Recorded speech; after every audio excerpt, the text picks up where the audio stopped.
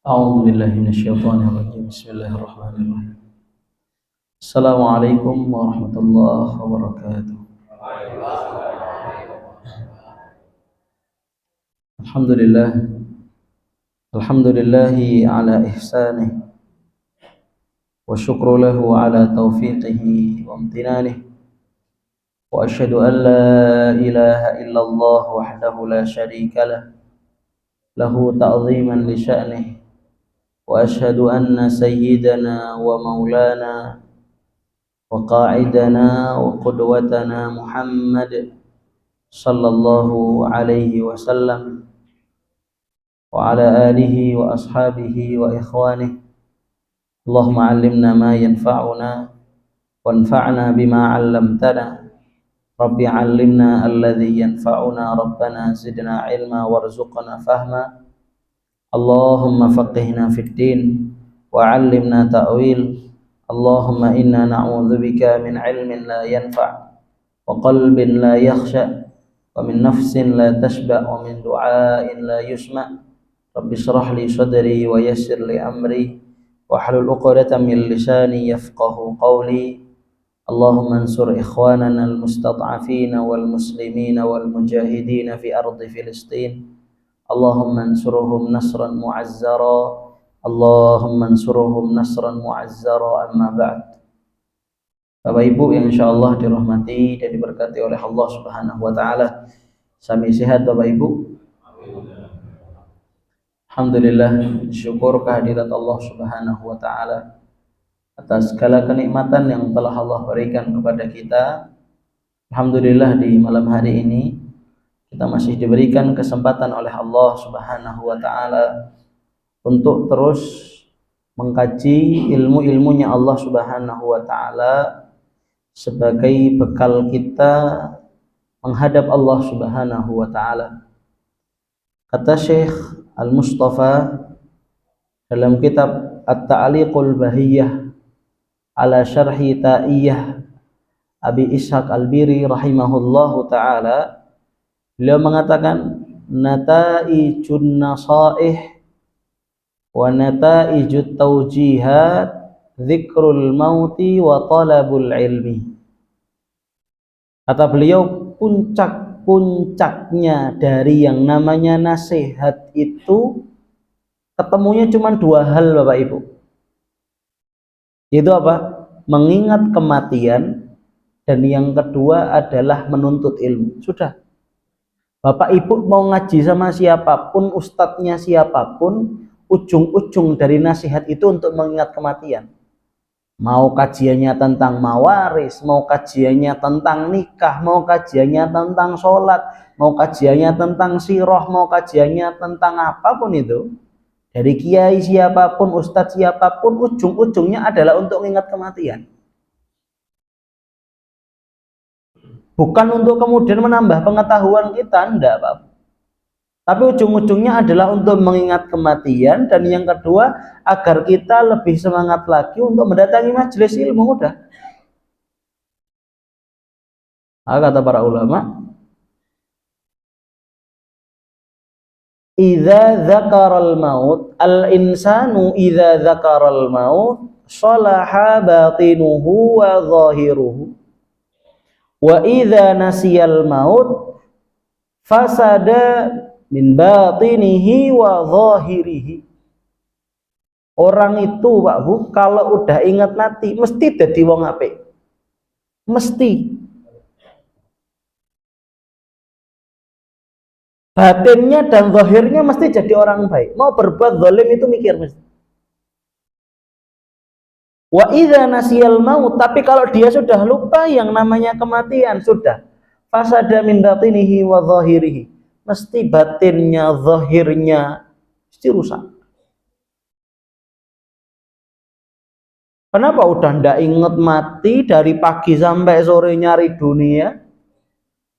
Kan gitu Pak.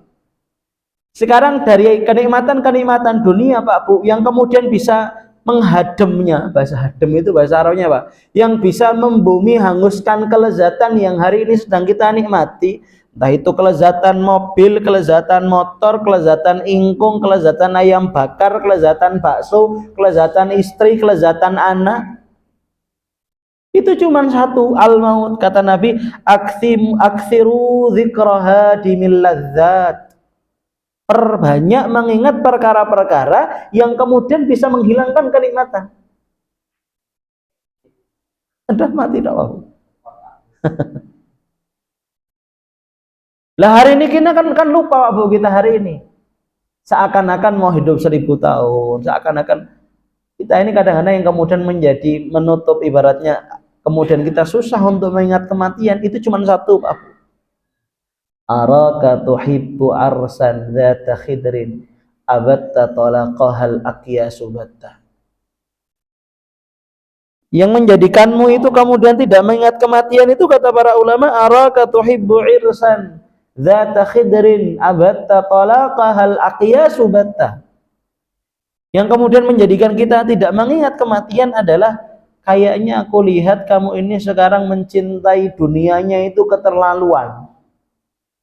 Dzata khidrin, padahal dunia itu penuh dengan pengkhianatan. Yang keren lagi Bapak Ibu di nasihat ini apa? Abatta talaqahal aqyasu batta. Orang-orang cerdas itu sudah mentalak dunia sebanyak 3 kali. Kata talak itu kata cerai Pak Bu. Karena dalam bahasa Arab yang namanya abatta itu, dalam ilmu fikih, yang namanya abatta itu biasanya dipakai untuk talak bain. Talak bain itu talak 3. Biasanya pakainya kalimatnya abatta.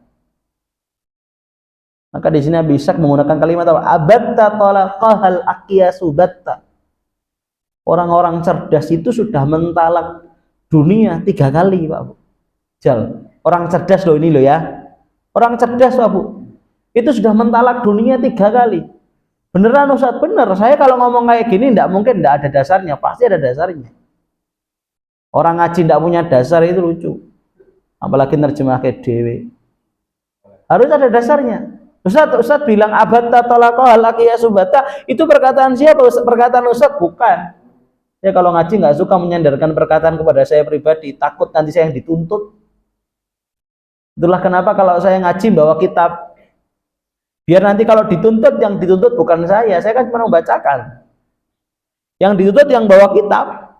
Makanya kalau jenengan ngaji kok nggak bawa kitab gitu ya, jago-jago nggak mau maca hadis dewe, sudah nanti kok kemudian ada orang mengamalkan apa yang jenengan amalkan, dan ternyata itu adalah omongan yang jenengan, ternyata salah, yang dituntut jenengan.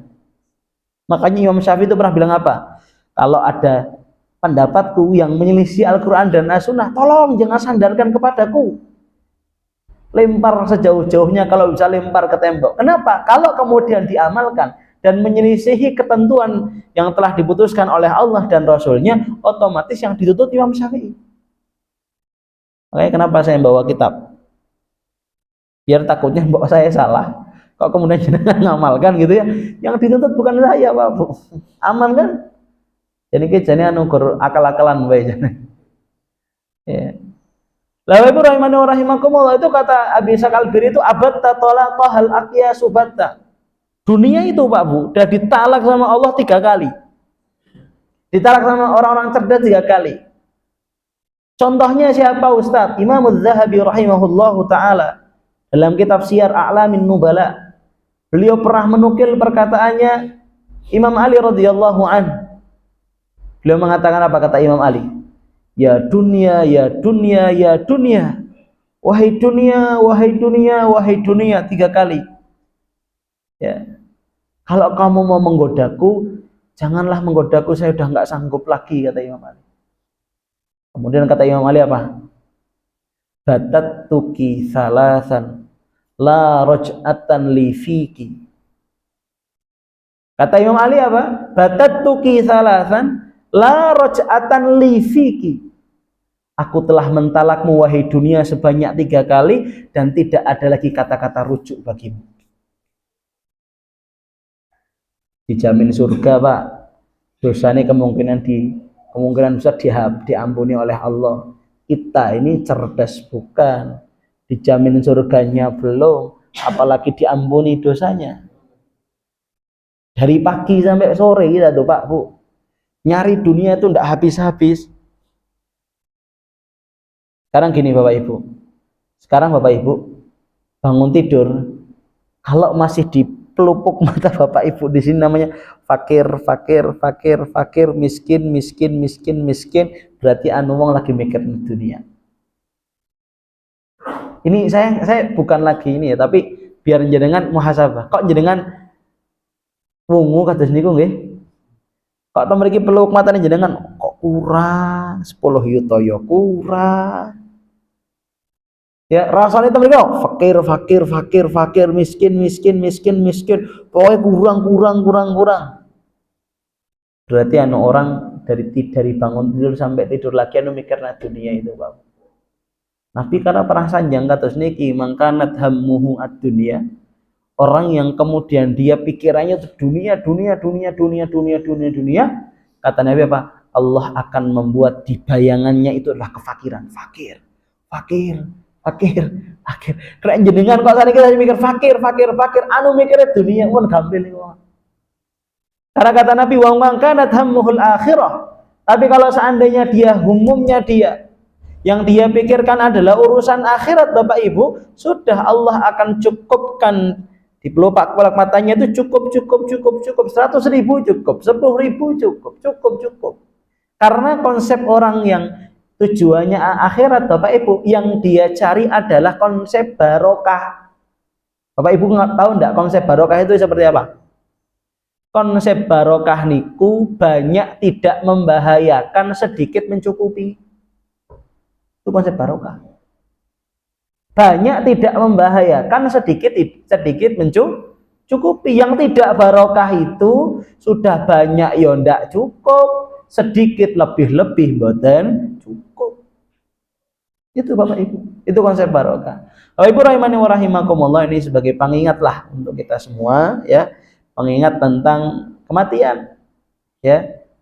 Yang kedua sebabnya apa tadi? Sebabnya adalah kita terlalu memikirkan dunia, padahal dunia itu sudah ditalak oleh orang-orang cerdas sebanyak 3 kali. Bahkan Imam Ali mengatakan ad-dunya darun mamar la darun maqar.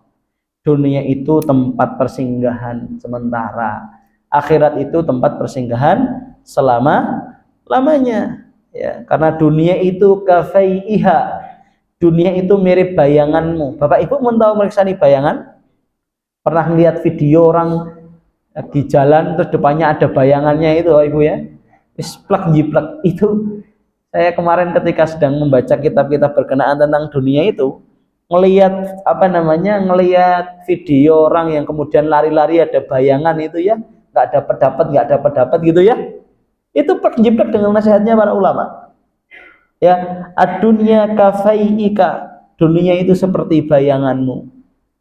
Dan tahu enggak Bapak Ibu, kita itu punya bayangan itu cuman dari waktu zuhur sampai maghrib. Coba Bapak Ibu lihat sih, kita itu punya bayangan Bapak Ibu ya, itu cuman dari zuhur sampai maghrib. Saya mau tanya Bapak Ibu, coba sih, jangan dua cek aja, kita itu punya bayangan itu cuman dari zuhur sampai maghrib. Dari 24 jam berapa jam Bapak Ibu? 6 jam. Kan nggak aneh kan para ulama mengatakan dunia itu seperti bayanganmu. Ternyata bayangan kita itu muncul itu kan ketika zawal. Ketika waktu zuhur, kemudian sudah mulai bergeser dikit, mulai ada bayangan. Tak, tak, tak. Itu cuma 6 jam. Coba. Bapak Ibu ngerasa enggak yang hari ini udah sepuh-sepuh umur 50 tahun, 60 tahun, 70 tahun, mungkin 30 tahun yang lalu Pak Bu, panjenengan main bola itu 2 jam, 3 jam masih kuat. Sekarang kon main bola, mang menit ki wis bengek, kudu menggeh-menggeh maning, bengkek kalau kadang-kadang. Ya, bagaimana coba Bapak Ibu, perubahannya itu cepat sekali. Itu dunia Bapak Ibu. Wong saya dulu kadang-kadang rasa kayaknya mbiyen nembe dolanan bal-balan, goleti iwak, parak. Si gara parak rasanya isin banget. Kayak rasanya wis tua. Ya. Wong kayak kemarin itu kejadian di samping pesantren Bapak Ibu, karena yang pesantren itu ada kayak kalen. Ada kalen dari sekolah dasar sampai yang SMA itu memang sepanjang samping pesantren itu deh kalen semua itu. Siang-siang Bapak Ibu itu kalen tiba-tiba dipenuhi sama lele Pak Bu. Jen lele nang kalen kan jadi. Jadi ibaratnya gerinyerok kados niki jan angsal gangsal kilo temenan itu. Itu hampir satu rumah itu dapat satu ini Bapak Ibu apa namanya? Ember cat itu loh yang 25 kilo itu. Itu jebol itu. Jan rezekine santri.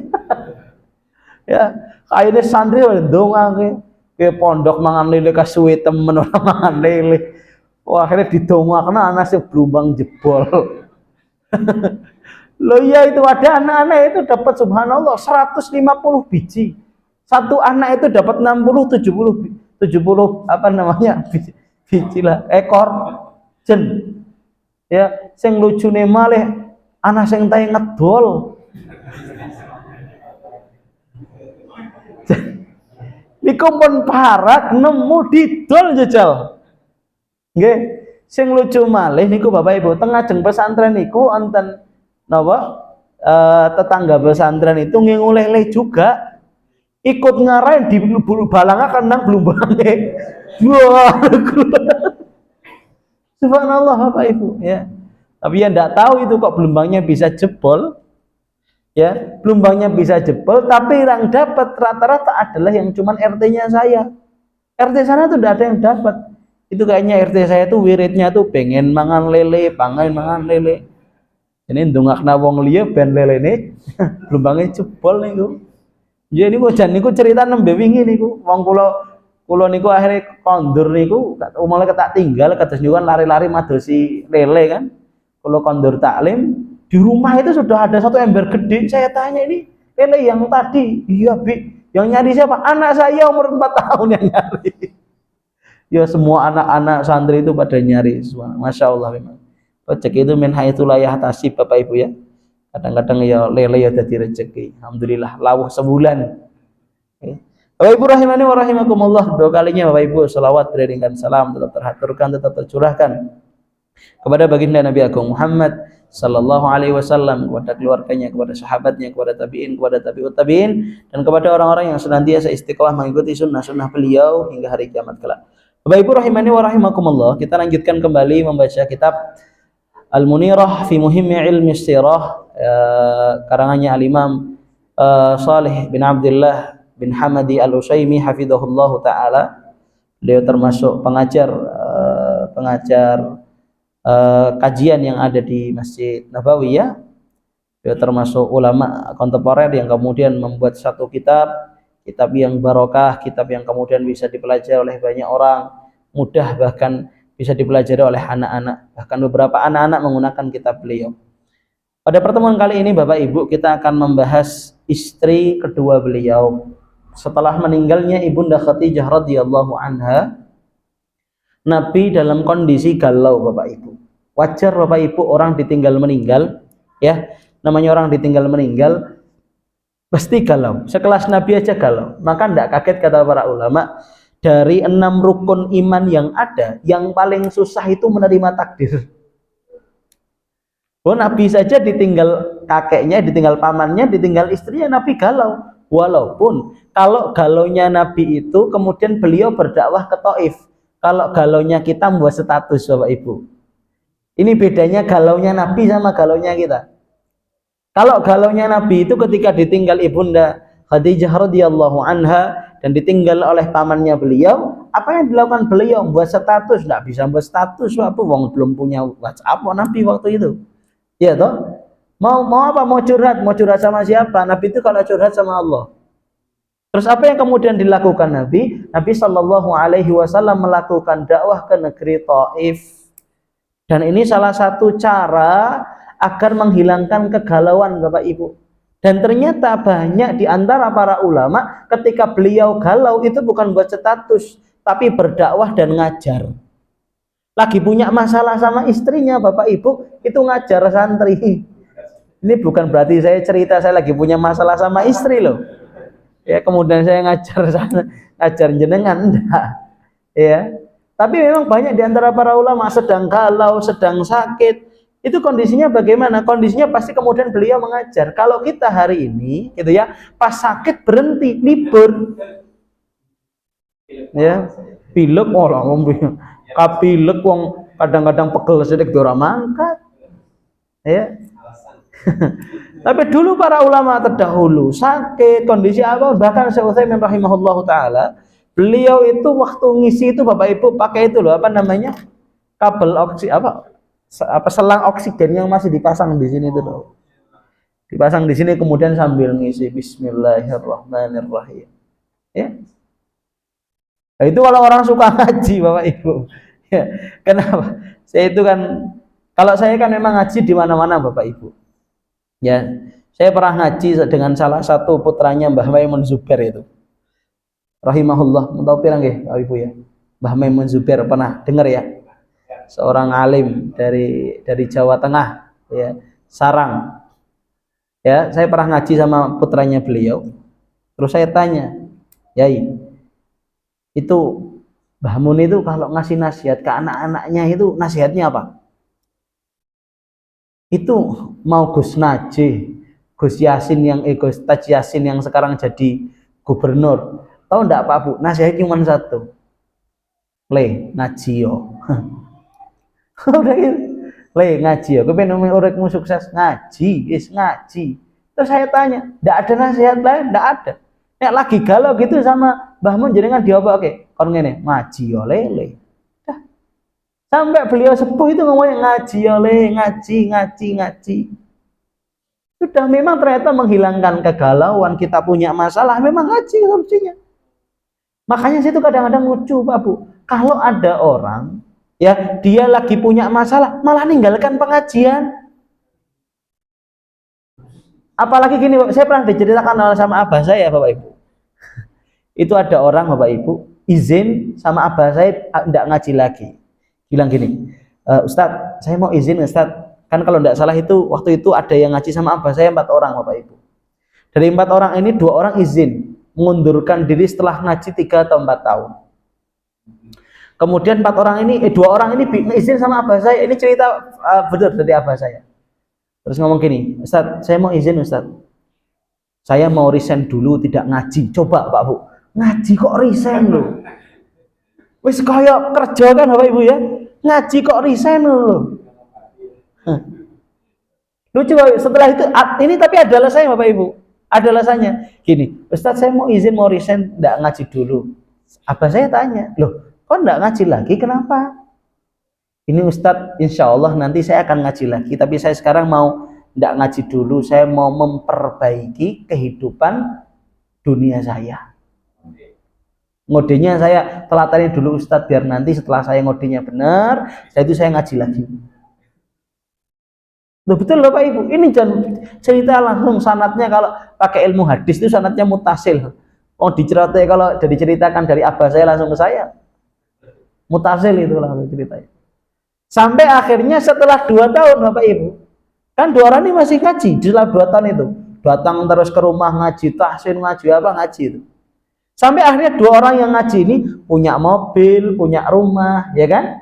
Punya mobil, punya rumah. Ini istiqomah ngaji nih Bapak Ibu. Setelah 2 tahun, tidak lama kemudian, ya abah saya ketemu sama 2 orang ini yang izin nggak ngaji. Akhirnya ditanya, Mas, priwe siki? Kalau Ustadz malah saniki tambah-tambah Ustadz. Itu betul loh Ibu. Yang 2 yang istiqomah ngaji itu punya rumahnya itu tingkat, punya mobil, punya motor. Coba Bapak Ibu, orang yang kemudian tidak ngaji, dia meninggalkan gurunya, apa yang kemudian lakukan? Allah uji dengan tidak kecukupan, uripe malah tambah aneh. Loh, Nabi itu pernah sabda gini Bapak Ibu. Nih hadisnya sahih kayaknya. Nabi SAW bersabda gini, sayati zamanun, akan datang suatu zaman yang dimana banyak kaum muslimin itu meninggalkan guru-gurunya, meninggalkan ustadz-ustadznya dengan berbagai alasan. Entah tidak sepakat dengan gurunya, karena berbeda dan sebagainya. Termasuk meninggalkan gurunya karena dia ingin sibuk dengan dunia, sedangkan gurunya tidak ridho dan sebagainya. Kata Nabi apa? Orang itu akan mendapatkan minimal 3 ujian. Satu, yang pertama, turfa'ul barokah min kasbin. Kalau dia nyari rezeki, rezekinya tidak barokah. Itu gara-gara ninggal ke guru. Yang kedua, Bapak Ibu, ya, yang kedua, yusallitullahu alaihim sultanan zalima. Dia akan dipimpin oleh pemimpin-pemimpin yang zalim. Ini gara-gara Melayu iki Ustaz. Berarti do Melayu ya Pak ya. Oh, Ustaz ditinggalke, dikei fatwa son horek haram malah ngomong ya kan Pak Ibu. Rame Bapak Ibu lagi rame-rame son horek, tahu son horek Bapak Ibu ya? Son yang gede-gede, Purbalingga tahu orang kayane. Ya, yang ketiga Bapak Ibu, yakhrujuna bidunya bidunil iman. Dia dimatikan oleh Allah Subhanahu wa taala dalam keadaan suul khatimah. Itu orang gara-gara apa? Lari. Bahkan Imam Nawawi rahimahullah, ini Imam Nawawi Al-Jawi Al-Bantani. Saya lupa dari dalam kitab apa gitu. Kalimatnya gini. Orang yang kemudian tidak manut dengan dawuh gurunya, dia akan diuji. Dan ujian yang ketiga lucu Bapak Ibu. Ujian yang ketiga adalah ketika dia sudah tidak mampu lagi menghadapi dunia ini, dia akan kembali kepada gurunya yang pernah ia remehkan. Kan itu fakta, semuanya itu fakta Ibu. Itu fakta. Rata-rata orang yang kemudian meremehkan gurunya, menjelekkan gurunya dan lain sebagainya, Allah akan uji ketidakmampuan dia dalam menghadapi dunia dan kemudian dia balik lagi sama gurunya. Dan itu fakta. Banyak sekali. Wis angel akhirnya mengguru maning, guru kula nyuwun ngapunten. Baru kemarin Bapak Ibu, saya punya santri Bapak Ibu. Dia daftar di mana-mana, ditolak. Daftar kuliah itu ditolak, sampai yang beasiswa. Bapak Ibu tahu enggak, hafalannya 30 juz. 30 juz. Sampai akhirnya dia nelpon saya, ngechat saya dulu, Ustaz, saya boleh nelpon enggak? Boleh silakan. Ustaz, saya itu dulu benci sekali sama Ustaz. Jujur sekali saya. Ya, karena saya itu kalau ngajar memang killer Bapak Ibu. Mulai dealing terus kalau santri nih. Medeni sih. Orang ceritane nyong ngaji kok turu kayaknya. Nggih. Lah tentang pengajian ini sami sare kula jan subhanakallahumma bihamdika leres. Nggih. Lah nggih wong kula tebe-tebe saking Banjar negara mriki tinggal sehari kebangetan lah. Nggih. Bukan panjenengan suruh menghormati saya ndak Bapak Ibu, karena ilmu itu mahal dan perlu dihormati. Sampai akhirnya telepon saya itu, Ustaz, saya itu daftar di mana-mana ditolak Ustaz. Sampai yang beasiswa aja saya ditolak Ustaz. Saya itu kayaknya pernah membenci antum, jangan benci nih, jangan si antum nggak pernah ngapa-ngapain. Cuman kan kalau saya ngomong itu kan rocos Bapak Ibu. Ada anak santri jalan, pakaiannya ndak rapi, tak ambil sini loh, cara pakaian tuh kayak gini. Santri jalan kemudian rambutnya kok ngelewer kayak gini, tak ambil gini loh, besok potong ya. Kau cukup peci ini kok miring kayak gini, kayak tukang sate Bapak Ibu. Ya saya tuh datang itu, lah peci ini tukang sate, santri kan lurus kayak gini, gitu. Atau dijengat ini Bapak Ibu, ya. Itu biasa tak rapikan. Atau kadang-kadang enggak bisa pakai sarung. Itu tak panggil, sini tak ajarin pakai sarung. Gimana pakai sarungnya? Ustaz saya bisa, mana coba bisanya? Kadang-kadang buang gitu kan. Tak datangin sini pakai sarungnya kayak gini. Makan Bapak Ibu itu karena memang ketika saya lihat memang mungkin dia merasa benci ketika saya sedikit-sedikit ngomongin, sedikit-sedikit manggil, sampai akhirnya dia benci sekali sama saya. Sampai akhirnya uang saya kadang-kadang yang enggak tahu, kadang sudah lupa juga sama santri ini. Dan udah lulus beberapa tahun yang lalu. Sampai akhirnya telepon saya minta maaf. Setelah itu daftar diterima Bapak Ibu. Terus nangis bilang, ya Ustaz jazakumullah Ustaz, saya kayak ini memang kemarin salah. Ya benci banget sama antum. Begitu Bapak Ibu. Dan itu yang perlu ditanamkan, ya. Perlu ditanamkan. Karena rata-rata Bapak Ibu ya, orang-orang besar itu mesti menghormati gurunya. Makanya Bapak Ibu masih ingat kemarin rame-rame seorang guru menampar muridnya. Bagaimana cara Allah mengangkat dirinya? Dengan gajinya itu Bapak Ibu 100.000 itu dirapel patang wulan sepisan. Coba Bapak Ibu, gaji guru ngaji Itu 100.000 per bulannya, tapi dirapel 4 bulan sepisan. Tuku bensin wis sebulan ora cukup. Tapi cara Allah kemudian mengangkat derajatnya gampang sekali. Saya mendukung betul. Coba Bapak Ibu, bagaimana kemudian dia yang menghinakan para guru? Karena guru itu kemudian menampar, pasti bukan karena benci. Pasti bukan karena benci. Saya masih ingat Bapak Ibu, saya waktu SD itu kalau telat, itu penggaris yang panjang itu loh Bapak Ibu, yang kayu dulu. Di SD itu dulu masih penggarisnya yang gitu Bapak Ibu. Pukulnya di tangannya Bapak Ibu, telat berapa? 5 menit. Biar dulu, tapi saya tidak tahu ada kalimat HAM, hak asasi manusia atau anak atau apa, saya tidak ingat tuh. Saya itu masih ingat Bapak Ibu ya, saya mondok itu dari SD. Saya kalau pulang ke rumah, ini pupu saya, tahu pupu Bapak Ibu ya, paha saya itu biru-biru semua. Kenapa Bapak Ibu? Diteoti karo ustate. Kenapa kok bandel sih? Ya diteoti gara-gara dulu ada peraturan Bapak Ibu waktu saya SD. Dalam sehari, kan kalau yang nyucikan itu kan dari pihak pesantren, tidak boleh lebih dari satu pasang lah gitu ya, baju sama celana gitu. Cuman mau jenenge bocah cilik kan seneng kecean nggih. Wah, hari kula nek sedinten niku kadang 3 pasang, 4 pasang, orang ngasih 5 itu. Berarti kalau lebih satu teot. Pulang-pulang ibu saya, umi saya tanya sama abah saya, "Mas, pupune kok biru-biru? Anu diteoti Ustaz." Oh. Udah, jen nggak pernah lapor orang polisi, coba bisa niki Bapak Ibu sih. Makanya hidupnya ndak barokah hari ini para santri itu. Masalah sedikit, gurunya cuma motong merapikan rambut, dilaporkan ke polisi. Nah, gimana mau barokah? Iya kan, makanya lihat Bapak Ibu hari ini, coba anaknya trauma, ibunya dihujat di mana-mana, di media sosial ibunya dihujat. Kenapa? Karena menuntut siapa? Guru ngajinya tadi untuk membayar 25 juta. Akhirnya guru ngajinya apa? Menjual HP-nya, menjual motornya. Tapi gampang untuk Allah mengangkat derajatnya, Pak. Gus Miftah datang. Kau pakai motor nggak duit. Iya kan? Beberapa tokoh-tokoh besar datang ngasih uang. Gampang cara Allah mengangkat derajat seorang guru. Tapi kemudian apa? Anaknya trauma, ibunya. Wah, itu Bapak Ibu. Hati-hati dengan guru. Makanya saya tuh kalau sama santri, saya wawancara sama orang tuanya, Pak 100% ya. 100% apa sih, setengah-setengah? Ayo, saliman desit. Ya, nek ora 100% moh. Mending gawa beli maning. Iya, saya udah kayak gitu Bapak Ibu. 100% enggak? 100% Ustaz, 100% dididik di sini ya. Ya, beneran loh Pak.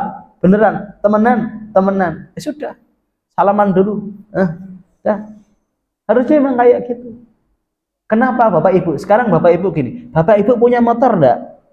Punya motor? Punya motor ya? Motornya rusak. Motornya rusak Bapak Ibu. Enggaknya ditutuk nggo watu oleh apa ora karo bengkele. Tapi Pak kalau pakai palu kok ben ditutuk palu tok. Lah boleh apa enggak? Lah ben apa? Ben bener kan? Lah kenapa sekarang pendidikan itu ya bengkel Bapak Ibu? Lembaga pendidikan itu bengkel. Kadang-kadang memang lembaga pendidikan tidak semua kemudian bisa menghantarkan anak kita. Oh, namanya juga bengkel. Kadang-kadang kemudian kita ngantarkan motor kita ke bengkel ngana, ora dadi, malah sering bocor. Pindah mana malah rujine tugel terus. Iya kan Bapak Ibu? Akhirnya kudus yang larang bisit. Misalkan nang Astra apa gitu ya, nang Honda akhirnya nembe dadi. Sama kayak anak. Suku nang ini kadang-kadang ora betah. Enggak tetap jadi bandel. Pindah hana maning bandel maning, pindah hana maning jenenge bae bengkel. Enggak semuanya bisa. Ini penting Bapak Ibu rahimani wa rahimakumullah. Ibunda Aisyah radhiyallahu anha, saya memberikan satu kisah Bapak Ibu. Beliau adalah seseorang yang kemudian disebutkan oleh Nabi Shallallahu Alaihi Wasallam sebagai 4 perempuan terbaik di muka bumi.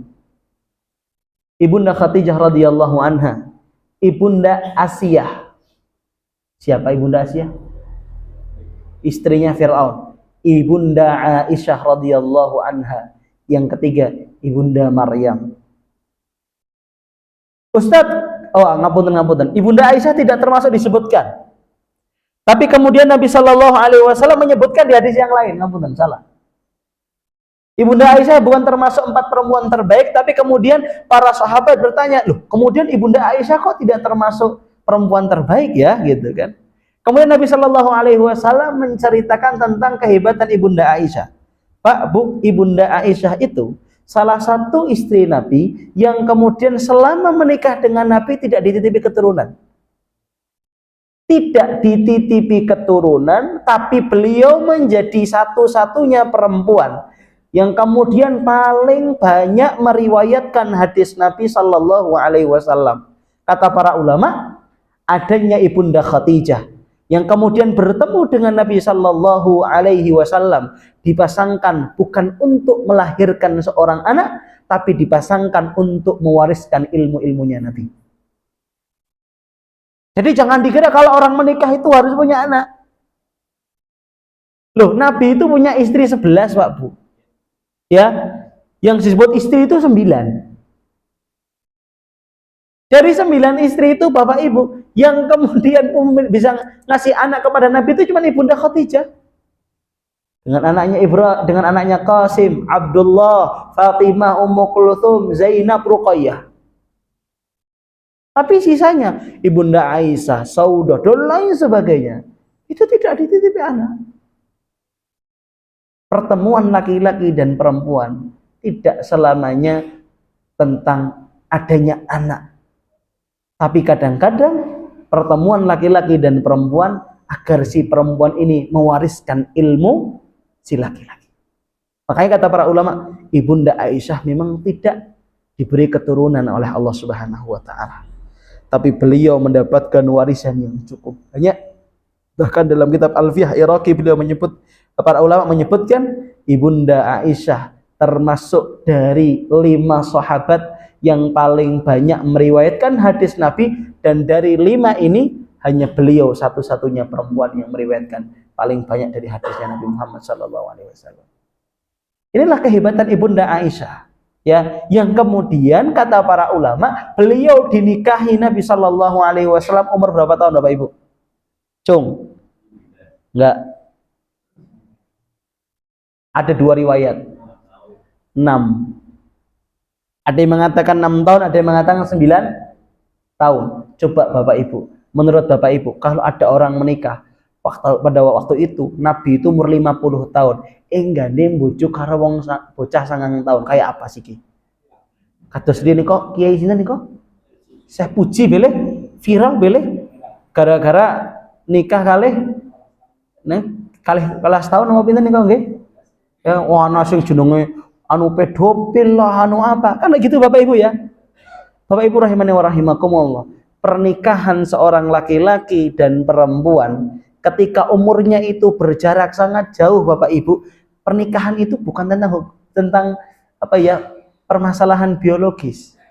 Makanya hari ini semua orang itu yang namanya nikah itu ngukurnya dengan urusan biologis. Itu kesalahan hari ini. Padahal Ibunda Aisyah itu hidup bersama Nabi ketika Nabi itu baru kemudian hijrah ke Madinah. Pernikahan itu Bapak Ibu, itu bukan tentang biologi saja. Tapi pernikahan itu tentang apa? Riayatun nisa. Bagaimana kemudian kaum wanita itu mendapatkan penjagaan khusus. Kalau kita hari ini ngiranya apa? Kalau nikah itu harus tentang biologi. Salah Bapak Ibu. Makanya saya tanya Bapak Ibu, ini dijawab ya Bapak Ibu ya. Misalkan Bapak Ibu, saya aja lah, saya takut nyebutkan nama orang, ternyata orangnya ada nama yang sama kan malah bahaya. Tak sebutkan saya, Ustadz Fikri. Kok kemudian panjangan ngurungu kabar, Ustadz Fikri nikah sama anak bayi umur 1 bulan. Ayo, menurut Bapak Ibu, koyo era diundang meneh ning Al Huda iki. Viral. Ojo ngundang ae anu Ustadz iki, malah bojo karo bayi umur sebulan. Lah ya Bapak Ibu, menurut Bapak Ibu kalau ada pernikahan seperti itu, saya aja lah ya. Saya nikah sama anak perempuan gitu ya, dia berumur sebulan lah. Sah enggak pernikahan saya? Mumpung ada ini nih. Pak Penghulu gimana Pak Penghulu nih? Tergantung nyaman nih Pak. Apa Pak? Oke, wes rukonya terpenuhi Pak. Wes Pak. Sepakat ya Pak ya. Udah di lah, kalimat orang umum ini anu beda. Iya kan? Tapi kalau sah atau tidak sah, itu dicontohkan sama Nabi. Jadi yang namanya pernikahan itu Bapak Ibu, tidak masalah kalau seandainya, misalkan saya harus nikahi umur anak kecil bawah umur 1 bulan. Loh Ustadz kenapa harus menikahi? Ustadz mau berhubungan badan dengan anak kecil. Tidak mungkin bisa Pak Bu. Tapi kenapa? Bisa jadi anak kecil itu saya nikahin, Bapak Ibunya sudah tidak ada. Tidak ada yang kemudian merawatnya dan menjaganya.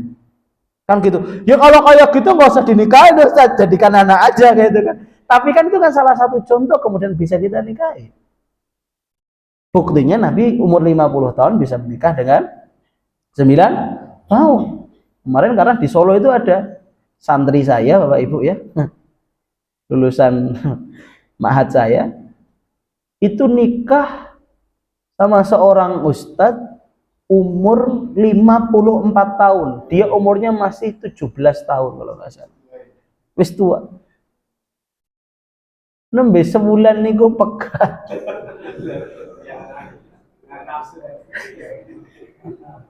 Nembe sebulan niku pegat. Sebulan apa kalih bulan niku pegat.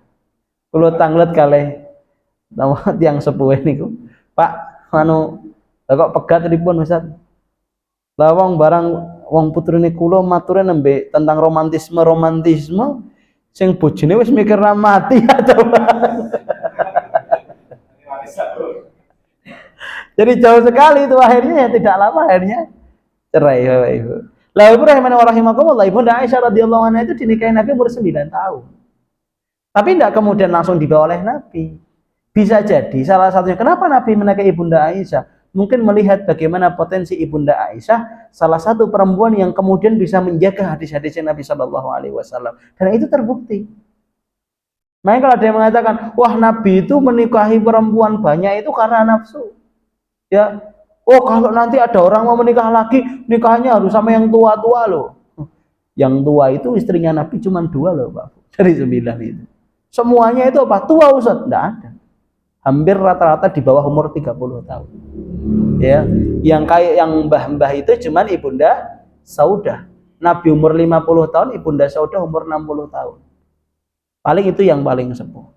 Bapak Ibu rahimani wa rahimakumullah, inilah beberapa kisah ya yang disebutkan oleh Al-Imam Shalih bin Abdullah bin Hamadi Al-Utsaimin rahimahullahu taala dalam kitabnya, dan insyaallah di pertemuan selanjutnya kita akan cerita tentang Ibunda Saudah dan bagaimana kisah pertemuan Nabi dengan Ibunda Saudah radhiyallahu anha ya.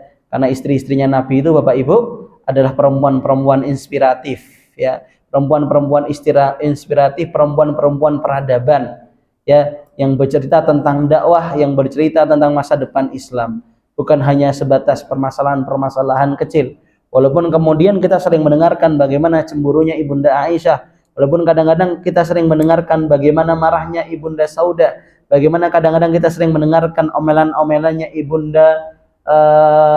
Ibunda Khadijah dan lain sebagainya. Ya, tapi lagi-lagi itu adalah bumbu-bumbu kecil di dalam rumah tangganya Nabi Shallallahu Alaihi Wasallam. Tapi lagi-lagi rumah tangganya Nabi adalah rumah tangga yang perlu kita contoh, rumah tangga yang penuh dengan masa depan kehidupan umat ini. Ya, sampai akhirnya kita hari ini bisa merasakan bagaimana indahnya Islam, indahnya iman, indahnya ihsan. Tidak lain dan tidak bukan, salah satu yang menjadi peran terpenting adalah istri-istri Nabi Muhammad Sallallahu Alaihi Wasallam. Mungkin ini Bapak Ibu yang bisa kami sampaikan ya. Sebelum saya tutup Bapak Ibu, jangan lupa doakan saudara-saudara kita yang ada di Palestina, semoga kita tidak melupakan mereka. Hari ini kondisinya betul lebih bukan karena bom, bukan karena bombardir, ya bukan karena ada peperangan, tapi hari ini kelaparan yang melanda hampir seluruh di wilayah Palestina. Jadi bukan lagi tentang bom, tapi betul-betul tentang kelaparan. Ya, hari ini yang mungkin Bapak Ibu yang kita diberikan kenikmatan bisa makan dan bisa minum, mari kita doakan mereka. Jadi yang berat adalah kita, bukan mereka. Mereka dosanya diampuni oleh Allah, kita yang kadang-kadang sering melupakan mereka.